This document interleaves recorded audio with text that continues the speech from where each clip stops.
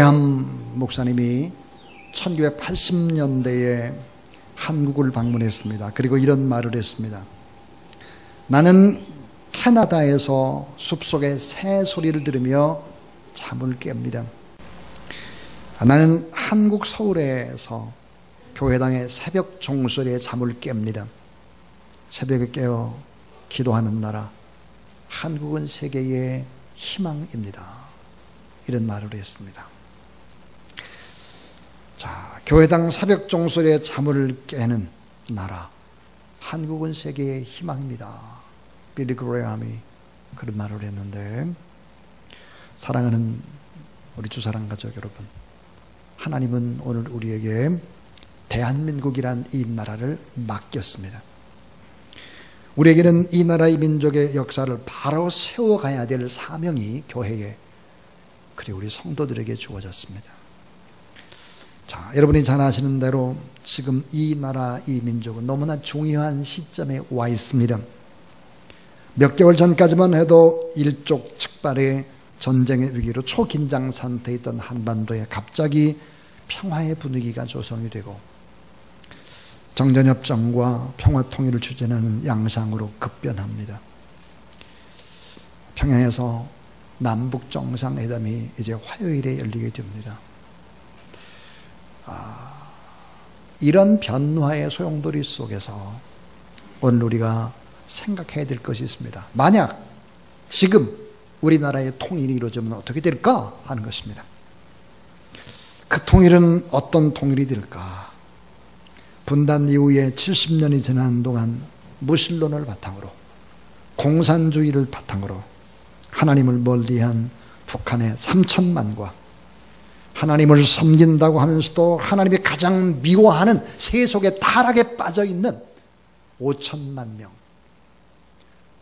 이 8천만 명이 만약에 통일을 이룬다면 어떻게 될까?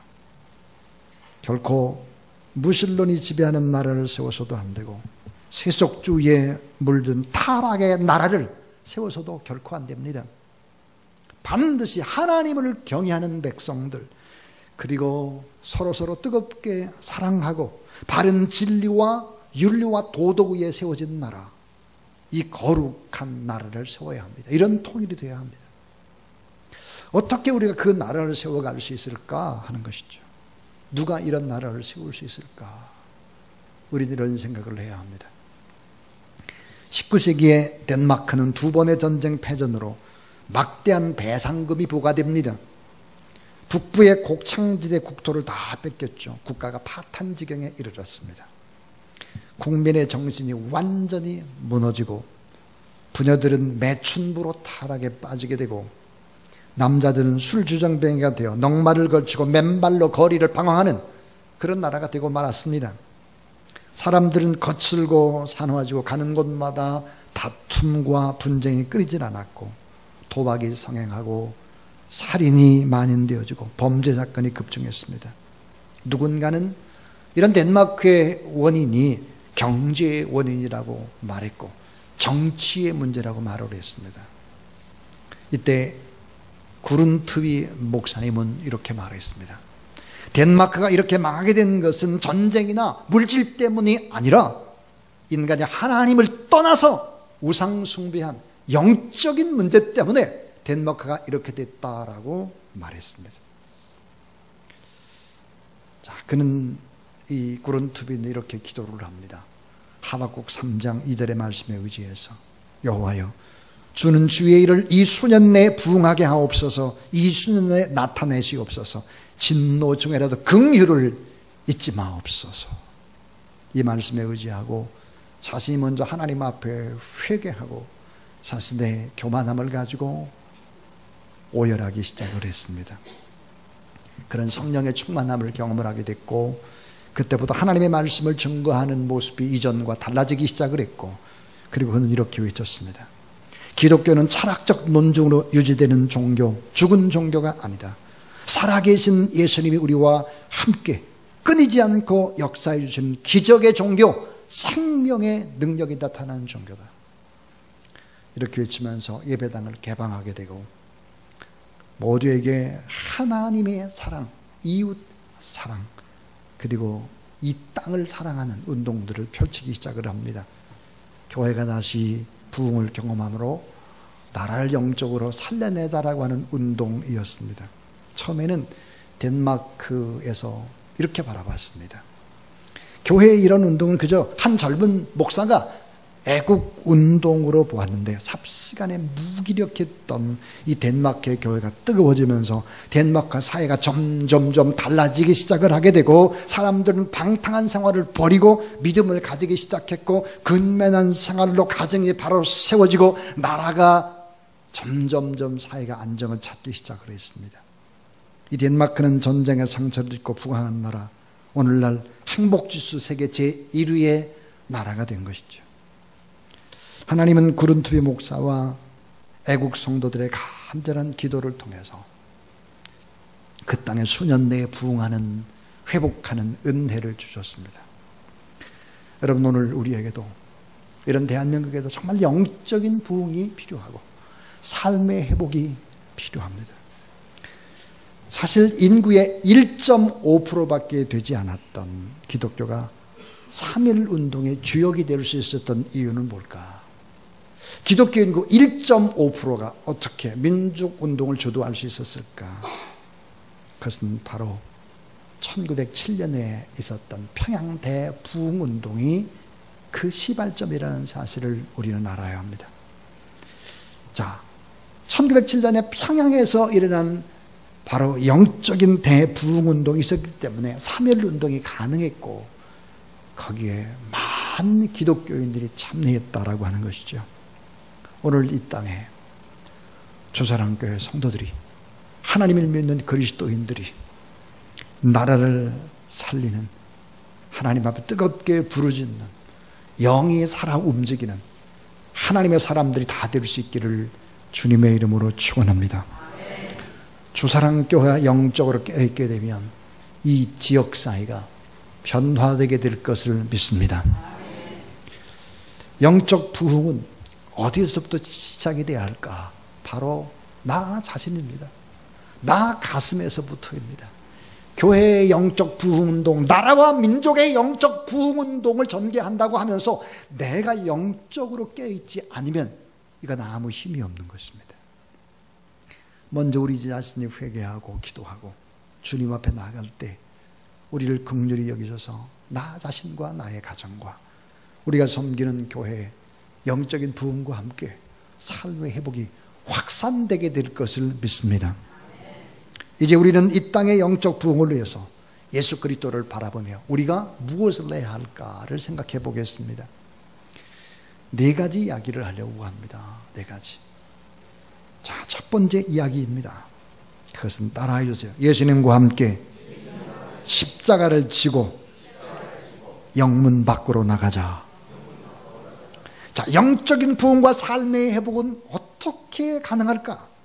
예수님과 함께 십자가를 지고 영문 밖으로 나가는 것입니다. 자, 오늘 히브리서 13장 12절 13절에 이렇게 말씀을 하죠. 그러므로 예수도 자기 피로써 백성들을 거룩하게 하려고 성문 밖에서 고난을 받으셨느니라. 그런즉 우리도 그의 치욕을 짊어지고 영문 밖으로 그에게 나아가자 그랬습니다. 예수 그리스도는 인류 구원을 위해서 영문 밖으로 오셨죠. 천국문의 밖으로 나오셨습니다.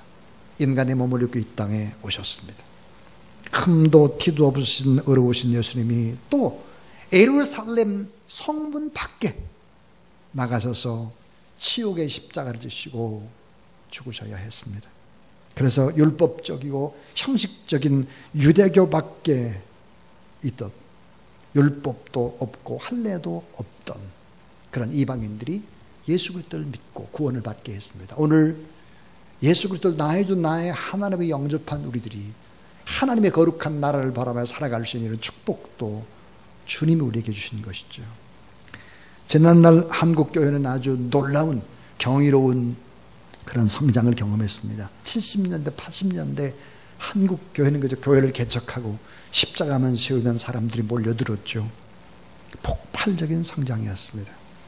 그런데 양쪽으로는 점점 커지면서 교회들이 잘못되어져 가기 시작했습니다.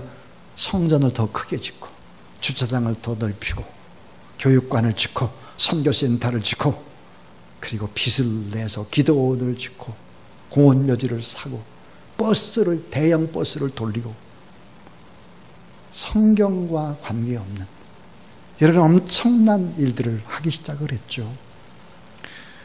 한국 교회가 빌려서 1년에 이자를 내는 돈이 얼마나 되나? 3조 5천억이라고 합니다. 이 3조 5천억이라고 하는 돈은 한국교회 전체로 볼 때 이미 부도가 난 기업과 같습니다. 부도. 사회 안전망의 역할들, 고통하는 이웃들을 끌어안고 눈물로 나누고 베푸는 일들을 제대로 할 수가 없다 하는 것입니다. 자, 이러한 상황 속에서 잔치는 끝이 났습니다. 잔치. 이제는 우리가 주님의 치욕을 짊어질 각오를 해야 할 때죠.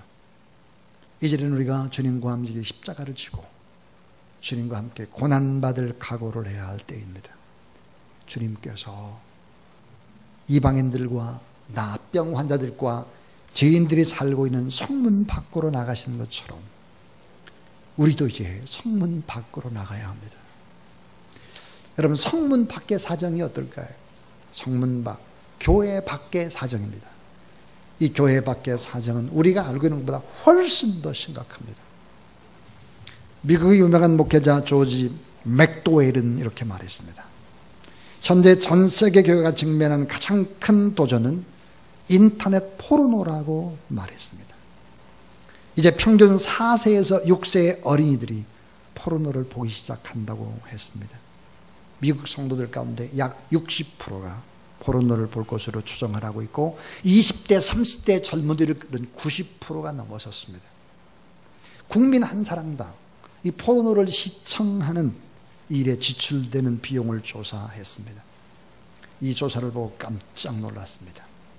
중국은 42달러, 미국은 47달러, 오스트리아는 123달러, 일본은 178달러입니다. 한국은 얼마나 될까? 자, 일본이 178달러면 한국은 국민 한 사람당 포르노 시청에 지출된 비용이 얼마나 될까? 저는 깜짝 놀랐습니다. 놀랍게도 일본보다 3배가 더 높습니다. 565달러입니다. 육체적인 정욕과 헛된 돈에 대한 욕심, 영적인 간음인 우상숭배, 육체적인 정욕과 돈에 대한 탐심과 우상숭배가 이런 문제들을 가져왔다고 분석하는 것이 바로 맥도웰의 이야기입니다. 세상은 지금 4차 혁명의 물결로 우리가 생각하는 속도보다 훨씬 더 빠르게 진행되고 있습니다. 우리나라 5년 내에 일자리가 40%가 없어질 것이다 보고 있습니다. 40%, 5년 내. 출산율은 급격히 떨어져서 2022년, 그러니까 한 3년 후면 인구가 줄어들면서 유령 마을들이 생겨나게 될 것이다.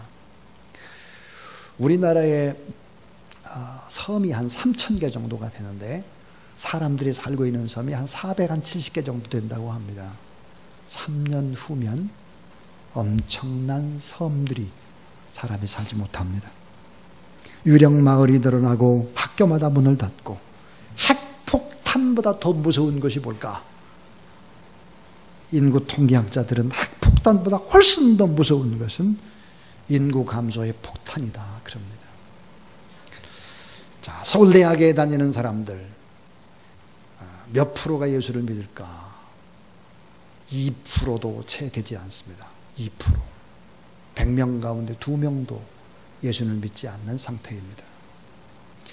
자, 이런 상태 속에서 젊은이에게 복음을 증거하는 것은 미전도 종족 수준이 되어버렸습니다. 어떻게 하면 이 나라 민족을 회복시킬 수 있겠는가 하는 것입니다. 이것이 바로 성문 밖의 사정, 교회 문 밖의 사정입니다. 자, 덴마크를 살린 것이 구룬투비 목사요. 영국 교회의 사회 타락과 영적 각성으로 영국을 살려낸 것이 존 웨슬리라면, 유럽 교회 전체의 침체를 새로운 부흥의 불씨를 되살린 것이 진젠돌프 목사와 모라비안 교도들이었습니다. 전 세계를 상대로 영적 구령운동에 앞장섰던 빌리 그레이엄도 모두 다 영적인 울타리를 벗어버리고 순교적인 그런 마음으로 영문 밖으로 나갔던 사람들입니다. 저희는 11월 11일에 새생명 전도 축제를 하려고 합니다. 이런 어려운 때일수록 더 복음을 증거해야 되는 것이죠. 어려운 때일수록 한 사람씩 마음에 태신자를 품어야 합니다. 그리고 끊임없이 기도하고 영문 밖으로 나가는 그런 하나님의 사람들이 있어야 이 나라의 민족이 영적인 부분에서 삶에 있어서 회복이 가능하다 하는 것입니다. 인류의 역사는 치욕의 십자가를 통해서 생명의 부활이 이어졌고 이상적인 가정과 나라와 사회가 건설되어 왔습니다. 그것이 하나님의 구속의 역사이고 우리가 바라는 대한민국의 미래입니다. 자, 영적인 부흥과 삶의 회복을 위해서 지금은 십자가를 지고 치욕을 당할 각오를 하고 그리고 영문 밖으로 나가야 될 때다 하는 것입니다. 두 번째입니다. 여러분 따라하세요. 영원한 천국을 바라보는 신앙을 갖자. 자, 영원한 천국을 확실히 바라보는 확실한 신앙입니다. 오늘 14절에 이렇게 말했습니다. 우리가 여기에는 영원한 도성이 없으므로 장차 올 곳을 찾나니 그랬습니다. 영구한 도성이 뭡니까? 영원히 우리가 거처할 곳, 이 땅이 아니라는 거예요. 우리가 영원히 거할 곳, 그것은 하나님의 나라, 영원한 도성이다. 그래서 하나님의 나라에 대한 확신을 가지고 이 땅에 잠시 잠깐 살아가는 이 땅의 좋은 것을 위해서 살아가지 말고 영원한 하나님의 나라를 바라보고 믿음으로 살아가자 하는 것입니다. 지금 사람들의 관심이 뭡니까? 세상 사람들의 관심, 그 관심은 뭐야? 좀 더 좋은 데로 좀 가고 싶다. 좋은 데 가자 이거죠. 무슨 맛있는 게 없냐 이거예요. 맛있는 거. 무슨 재미있는 일 없는가? 앞으로 여러분 교회에 와서 어디 간 거, 맛있는 거 먹은 거 이런 거 얘기하지 마세요. 셀 모임에서 부끄러운 줄 아세요? 그런 얘기 절대로 하지 마세요. 자, 좀 좋은 데 가자. 맛있는 거 먹자. 무슨 재미있는 일이 없냐? 여기에 온통 빠져 있습니다. 민족의 영적인 문제를 걱정하고 민족의 구원을 염려하는 사람들, 교회의 건강한 부흥과 회복을 위해서 내가 뭘 해야 될 것인가? 이런 문제들이 우리 안에 나와야 할 것입니다.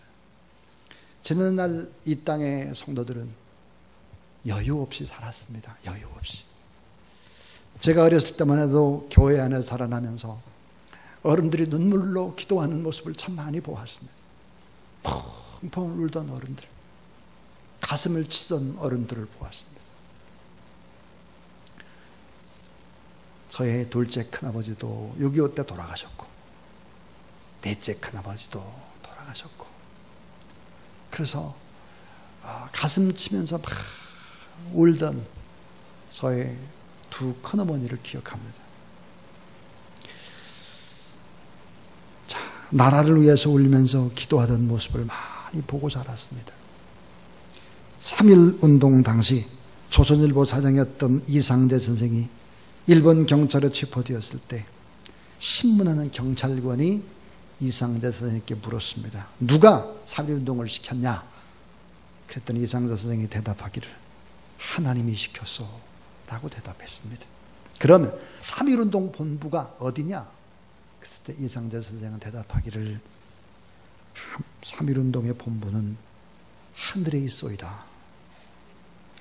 나라가 위기에 봉착했을 때 우리의 선배 지도자들이 철저한 신앙의 애국심으로 희생을 각오하고 앞장을 서나갈 수 있었던 이유 하나가 있습니다. 그것은 뭘까요? 그 중심은 영원한 도성입니다. 영원한 하나님의 나라, 이 땅에 잠시 잠깐 거쳐가는 나그네 같은 초점을 두지 않고 영원한 천국을 바라보고 믿음으로 살아간 것입니다. 안창호 선생님이 구금되었을 때 검사가 너는 독립운동을 계속할 생각이냐? 이렇게 물었습니다. 안창호 선생님의 대답, 그렇다. 나는 밥 먹는 것도 독립을 위해서, 잠자는 것도 독립을 위해서, 나의 몸이 없어질 때까지 난 변함없이 독립을 위해서 라고 외쳤습니다. 우리는 이 세상에 살지만 이 세상에 속한 사람들이 아닙니다. 이 땅에는 우리의 영구한 도성을 찾을 수가 없습니다. 이 세상은 우리가 잠시 거쳐 지나가는 바로 여관에 불과한 것이죠. 잠시 지나가는 처소, 장차올 도성이 있는데 그 나라는 영광스러운 하나님의 나라입니다. 우리가 나라와 민족을 위해서 기도한 이유도 이 백성의 복음의 길이 열려서 모두 다 하나님의 나라에 함께 가는 꿈을 갖기 때문 아니겠습니까? 그러므로 잠시 잠깐 사는 세상에 이 세상을 영원한 도성으로 바라보지 말고 장차올 도성을 바라보고 영광스러운 하나님의 나라, 그 나라를 바라보면서 이 세상에 집착하지 않고 주님의 지옥, 주님의 십자가를 지고 세상으로 나가고, 그리고 이 세상 가운데서 복음을 전거하는 일에 하나님 앞에 쓰임받는 여러분이 될 수 있기를 주님의 이름으로 축원합니다. 세 번째 이야기입니다. 따라하세요. 찬송의 제사를 드리자. 자, 영적인 부흥과 삶의 회복이 어떻게 가능하겠느냐? 찬송의 제사를 드려야 가능하다. 찬송의 제사. 오늘 15절에 그렇습니다. 그러므로 우리는 예수로 말미암아 항상 찬송의 제사를 하나님께 드리자. 이는 그 이름을 증언하는 입술의 열매니라 그랬습니다. 자, 영원한 도성 천국을 바라보는 성도가 날마다 해야 될 일이 있죠. 그 날마다 해야 할 일이 무엇입니까? 그것은 예배하는 일입니다. 그 예배의 중심에 뭐가 있을까요? 감사와 찬양입니다. 감사와 찬양. 자, 여러분이 원하는 대로 잘 될 때 하나님 앞에 찬양하는 것은 쉽습니다. 그런데 여러분, 잘 안 될 때 환경이 어려워요. 고난이 닥쳤어요. 말할 수 없는 일들이 너무 많아요.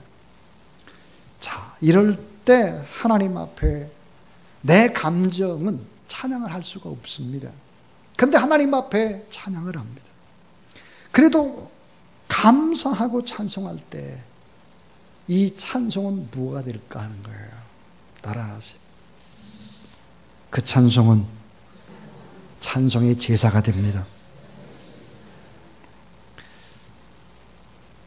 너무 찬송할 수 있는 환경이 아니에요. 삶이 너무 어려워요. 내 뜻대로 잘 안 돼요.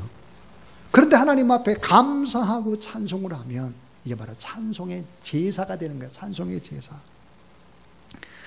자, 이 찬송의 제사가 될 때 그때 하나님 우리의 믿음의 분량을 보시고 우리에게 보상을 주시는 것이죠. 자, 한국교회는 지난날 분에 넘치는 하나님의 은혜를 경험했습니다.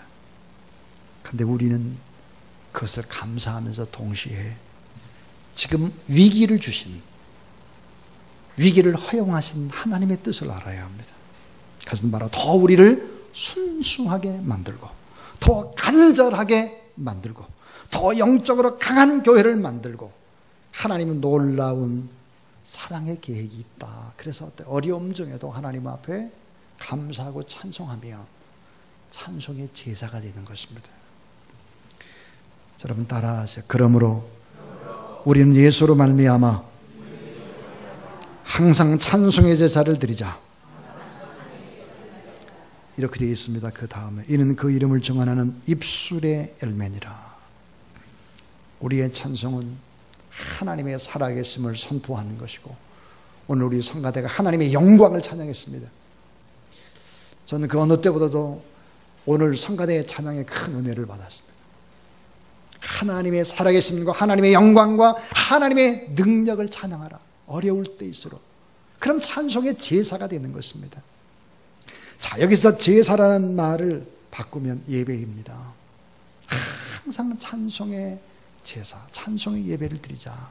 우리의 삶이 찬송이 되고 우리의 삶이 감사가 되게 하라 하는 것이죠. 자, 바울과 실라가 빌립보 감옥에 갇힙니다. 도저히 찬송할 수가 없습니다. 그런데 하나님 앞에 찬양을 합니다. 이 찬양의 제사가 됐죠. 이 찬양의 제사를 하나님이 받으십니다. 그리고 어떻게 됐을까요? 지진이 일어납니다. 옥문이 열리게 되죠. 옥사장과 그 가족들이 세례를 받습니다. 그리고 교회가 세워지죠. 유럽 복음화의 전체 여러분 시작인 바로 씨앗과 같은 교회, 빌립보 교회는 이렇게 세워지는 것입니다. 찬양의 제사, 찬송의 제사를 드릴 때 기적이 일어나는 것입니다. 전 여러분에게 이런 제안을 드리고 싶습니다. 수사랑교회 성도들이 가진 위기가 있다면, 또 나라와 민족의 어떤 어려운 문제를 가지고 매일 첫 시간 하나님 앞에 찬송의 제사를 드리자. 매일 첫 시간, 말씀과 기도로 매일 첫 시간을 하나님 앞에 드려보라 하는 거예요. 이 일이 돈 버는 일보다 훨씬 더 중요하고, 일이 부자 되는 일보다 훨씬 더 중요하고, 자녀가 잘 되는 것보다 훨씬 더 중요한 거예요. 매일 첫 시간 하나님을 찬송하고 하나님 앞에 말씀과 기도하고 날마다 위대하신 하나님을 찬양하고 거룩하시고 전능하신 하나님을 높일 때 이 찬송의 제사가 되는 거예요.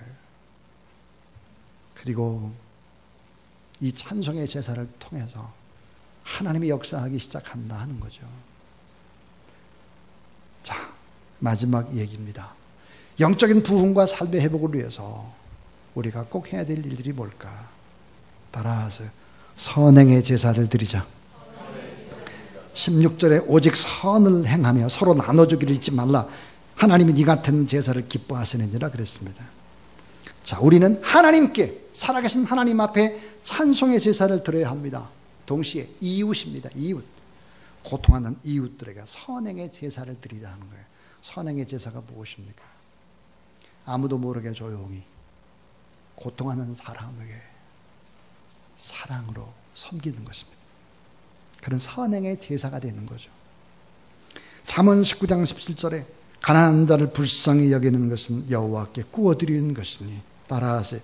그의 선행을 갚아주시리라. 우리가 하나님 앞에 조용히 믿음으로 이웃에게 드리는 아름다운 헌신은 선행의 제사가 됩니다. 그래서 뭐야? 하나님이 대신 갚아주는 거예요. 갚아주겠다. 우리가 가난한 자, 도움이 필요한 자를 도와주면 하나님께 구워주는 것이고, 하나님이 뭐라고 말씀하시느냐? 따라하세요. 내가 갚아주리라. 내가 갚아준다는 거예요. 갚아줄 때 그냥 갚아주는 것이 아니에요. 하나님의 갚아주는 방법은 30배, 60배, 100배로 갚아주는 거죠. 그래서 우리는 너무 인색한 자가 돼서는 안 됩니다. 이번 특별새벽 부흥의 주제가 영적인 부흥과 삶의 회복입니다.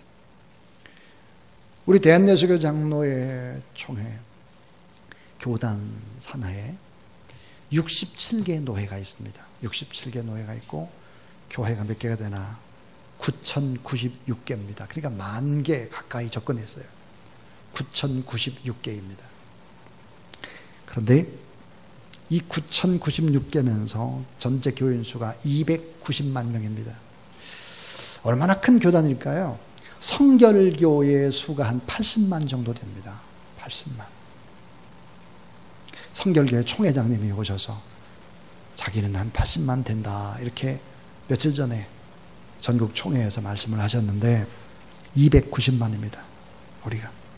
근데 꼭 기억해야 될 것이 있습니다.